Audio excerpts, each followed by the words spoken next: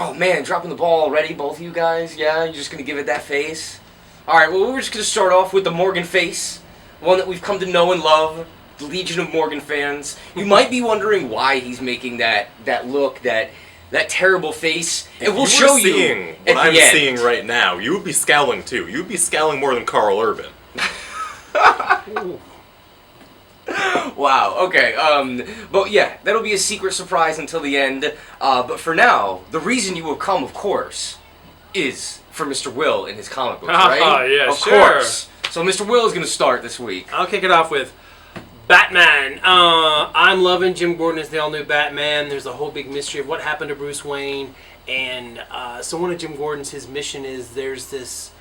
Someone is like superpowering all these thugs and kind of underworld figures in Gotham City, and it's this brand new villain, and there's just so many weird, shocking things that happen in this. It kind of blew my mind as I was reading it. You guys were saying, "Are you okay, Will?" You know, because I was doing a lot of expletives, and just a lot of big question marks in my brain, like the Riddler had attacked me with some kind of Riddler gas or whatever. But I can't even talk about it. I don't even know where Scott Snyder is taking this, but I am just fascinated with the whole what's the deal with Bruce Wayne and everything. And it kind of reveals this weird origin of... There's a big reveal about it's all connected to Endgame. So, once again, Snyder and Coppola, they're the awesome Batman team, but they are taking it in a whole new direction. And it's really cool. So, Batman this week with Jim Gordon in action, new villain. Lots of big surprises and stuff that makes you kind of say expletives. So be careful who you're reading this in front of. And, or do you want to go? Yeah, sure. Go ahead, please. From Image, my first book here for you is the 4th issue of Injection by Warren Ellis and Declan Shalvey, along with Jordi Belair on colors. This is more of the same, which normally is a bad thing. No one wants the same thing over and over and over again. Unless it's a Warren Ellis comic. This delivers basically every single thing on the Warren Ellis checklist. Is there wacky super science? Yes. Are there extremely surly super scientists? Yes. Are there people getting on the nerves of those surly super scientists constantly? Yes. Is there also absurd violence? Yes. It's really everything that you want. And he's slowly but surely kind of letting you know what's actually going on in the story, which is nice. At a certain point, you do want to know what the plot of the comic is, but so far it really hasn't gone on my nerves that much. It's just been a good ride. And it's gorgeous. Yeah, Totally is amazing. For my first pick, I have not one, but 2. That's right, 2 Secret Wars comics. Because Battleworld this week, which has been showcasing some serious talent. Last month we talked about... Sabretooth Swordsman artist Aaron Conley doing some Wolverine. And this issue, despite the cover, is awesome Silver Surfer by who else? Mr. James Stokoe. That's right. 10 whole pages of dinosaur riding, really cool looking Silver Surfer that is so worth the $3.99. And you have Juggernaut with a lion head on him. Yeah, that's right. It's pretty awesome. It is. And then probably my second favorite Secret Wars book, next to the Infinity Gauntlet, because Dustin Weaver's kicking ass on that comic, is Ghost Racers. This is basically like Redline, except with the Ghost Riders all throughout time. Juan Gedeon is teaming up with Felipe Smith, who is doing the all-new Ghost Rider book, which was sadly canceled. But this is what we get, and Gedeon is doing amazing, amazing work on here. It's a lot of fun. You got, like Shark Cars and what's his name? The Wild West Ghost Rider has Gatling guns strapped to his horse. Ooh. It's friggin' cool. He also is his horse. And he also is his horse. Like, look at this. He's like, "Arrgh." He's a cowboy centaur. Yeah, dude. With Gatling guns. Seriously, this book is awesome. I know some people have been put off by the Secret Wars, whatnots, but really, if you just want fun, stupid, violent action that's really fast-paced, powered by the engines of hell, that's right, Ghost Racers. Put off by Secret Wars, I am drinking it up, and I am eating the candy and drinking the Kool-Aid because Jonathan Hickman is my cult leader. Here's the thing. Dude, he would run a scary science cult. I would join it. I would totally join it. I would join it. I mean, yeah. Here's the thing. There was a superhero movie that came out last weekend, and it was kind of disappointing. So, but if you want to see Doom at his most badass, right here, he is God Doom. He took what's left of the dying Marvel universes and made it into his own world.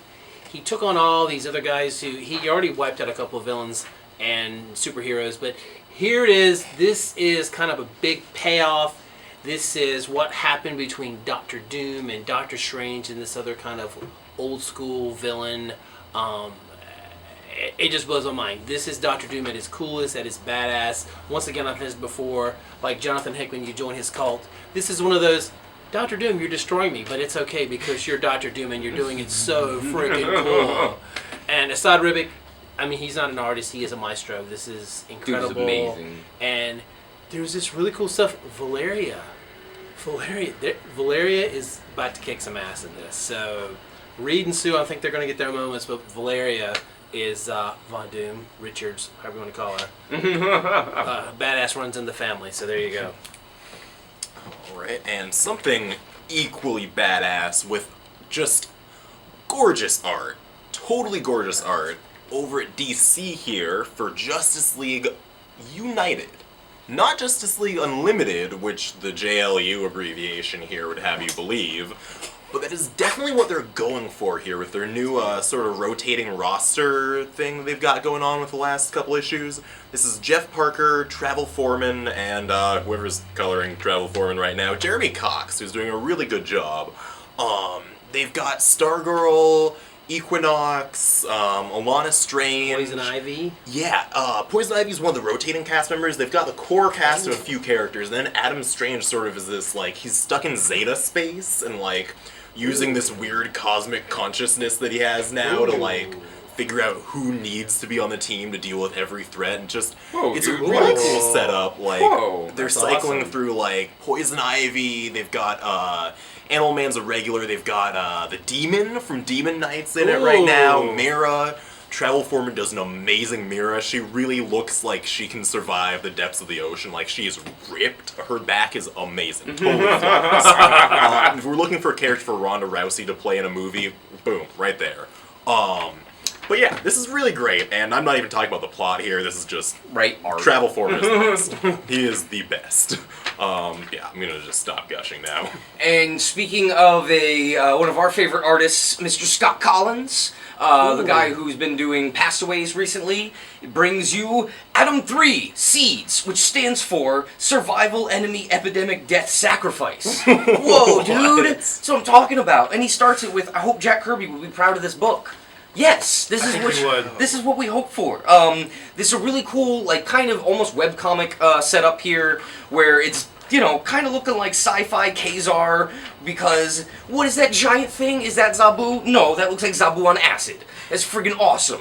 But Scott Collins is writing, drawing, I think he's even doing the colors on this, coloring, he's doing everything on this. So if you're looking for something fun, not tied to anything, really cool, like Tarzan-y sci-fi adventure, check out Adam 1.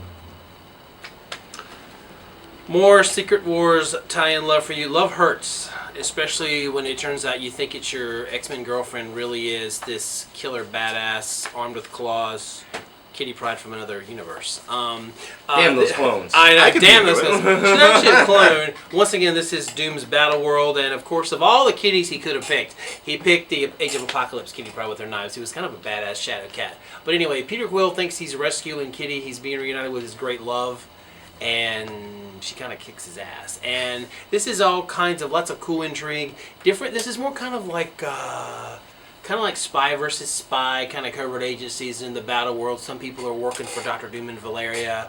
Peter Quill's just kind of trying to figure out what the heck's going on. And then there's all kinds of other like gambits involved, but you don't know which version it is. And then New Mutants fans, if you love the New Mutants from the era when Warlock was hanging with them, you want to get this issue because there's some weird stuff going on with them. Sam Humphries. And you said the artist named beautifully. Can I just look at the that's Alti Fermancia, I think. Yeah. I think. I wouldn't know. Whatever I really wouldn't, but whatever language it is, it means beautiful art. phonetics So it's suggests. really cool art. So there you go. Love hurts. Starcat. Right, is that on me again now? Yeah, it is already. It's your turn. Alright, well, jumping over to Image for one of my favorite ongoing titles. This is the 10th volume of Chew, featuring the climactic showdown between Agent Tony Chu of the FDA and this vampire asshole. I really don't like that guy. He is the worst. Like, the worst. This has been coming since like the first volume of the series. This is 50 issues in.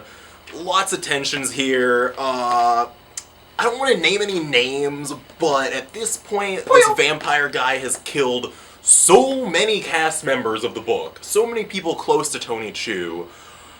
There's a lot of bad blood going on. Pardon the vampire pun there. And the Taylor Swift song. Oh god! Wow! Topical. Yeah. Yeah, and in addition to vampires, there are also some really, really creative robot limbs going around here. So, yeah, Chu. It's amazing. And for those looking this week for educational comic books, we have, courtesy of Mr. Ed Piskor, Hip Hop Family Tree, Volume Tree. That's right, Tree. Already, we're hitting 1983 to 1984, which sees the debut, or well, more further adventures of Rick Rubin and the Beastie Boys, just to name a few. You got some LL Cool J in here, Fat Boys, and some KRS-One.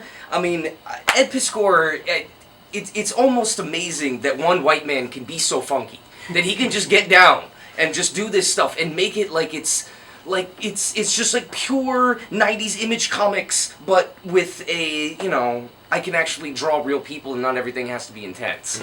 But truly this is hip hop, and this is a huge book at they kind of went up a little bit, $28. Well worth it though, and it smells amazing. Like truly this comic is, you can smell the years of creation in hip hop. Comics should smell That's right. good.